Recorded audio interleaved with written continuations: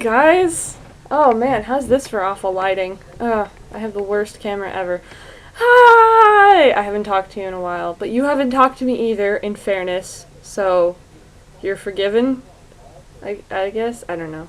I love you guys so much. Oh man. Today I want to talk about plot tropes, okay? I want to talk about plot tropes because I just finished watching Howl's Moving Castle and it's something I've been thinking about. A trope is something that shows up in literature, movies, or TV shows like a lot. Dashing Prince Charming is a plot trope. The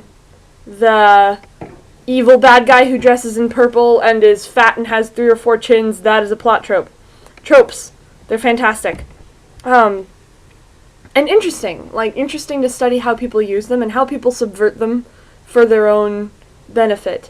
So I was watching Howl's Moving Castle, and it is a film by Miyazaki, who people call the Japanese Disney, and oh my gosh, it's a really beautiful film. I highly recommend it. William, I don't know actually if you'd like it, but it's really interesting what the art style... Oh, okay, Will, watch it for the art. Watch it for the art, scenery, and the way that they animate it, because it's beautiful stuff, even if it is anime. And Emma, you will absolutely love the story. It is nothing like the book. From what I have been told, so you have that to look forward to, I guess. At any rate, watch that movie.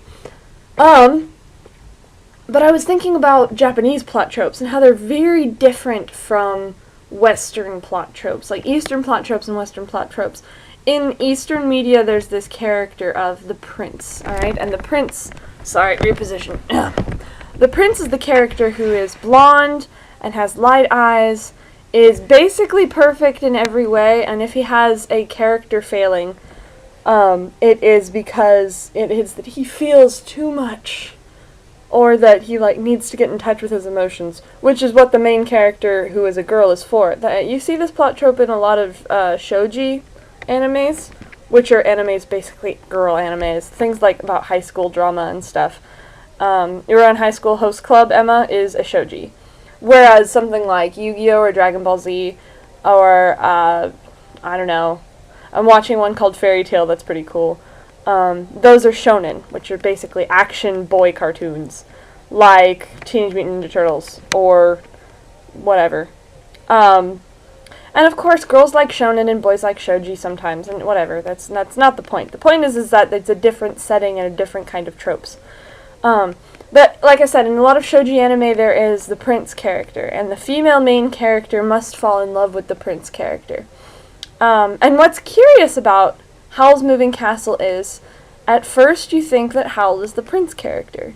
And I'm not going to spoil how we find out that he's not, but I don't know, it's interesting how they changed that. How they show that his fatal flaw is not feeling too much, or having to feel, needing to feel, or even needing a woman in his life who is the female main character. Howl is a much more complex character.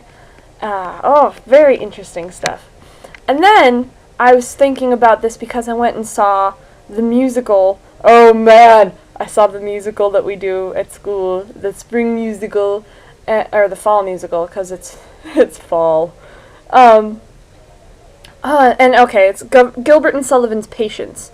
What's funny about Patience is that it's making fun of the tropes of the day, like the romance tropes. And it happened during a period called aestheticism, where it was like art for art's sake, and rebelling against Victorian values of reason, for the sake of art and beauty and feelings. And that's really interesting, because Gilbert and Sullivan's Patience is all about making fun of those tropes. So you have all of the women are in love with this wonderful poet who is so full of feelings and life and so aesthetic. And then meanwhile, you've got the poet himself loves none of these women, but is head over heels for Patience, who is sort of like the infallible female virginal maid character, who in turn has never loved anyone and doesn't actually know what love is. What's funny is Gilbert and Sullivan recognize that A, this person who does not know what love is, she's kind of dumb. They recognize that. B, they recognize the irony in the poet taking all the women from, like, guys who are just regular guys and who just want, like, who they want their girlfriends back. It's just, so, subverting plot tropes, guys.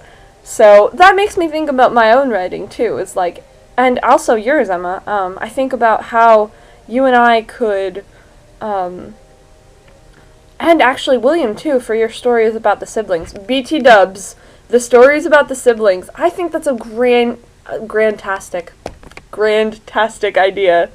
I think that the story will work a lot better with siblings, and also, it'd be nice to see a good sibling relationship explored. I'm reading this book called Alana, The First Adventure, about a girl who dresses up as a boy to become a warrior. But her relationship with her twin brother is just so...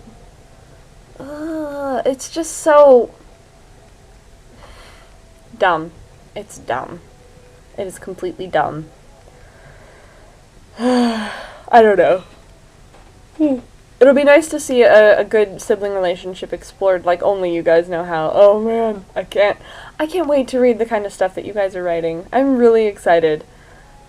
Also, Emma, let's see, what about your, what did you say?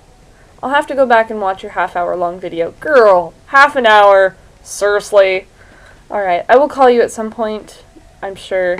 In the meantime, I'm going to text Emma fervently and make you post videos. I love you guys. Bye!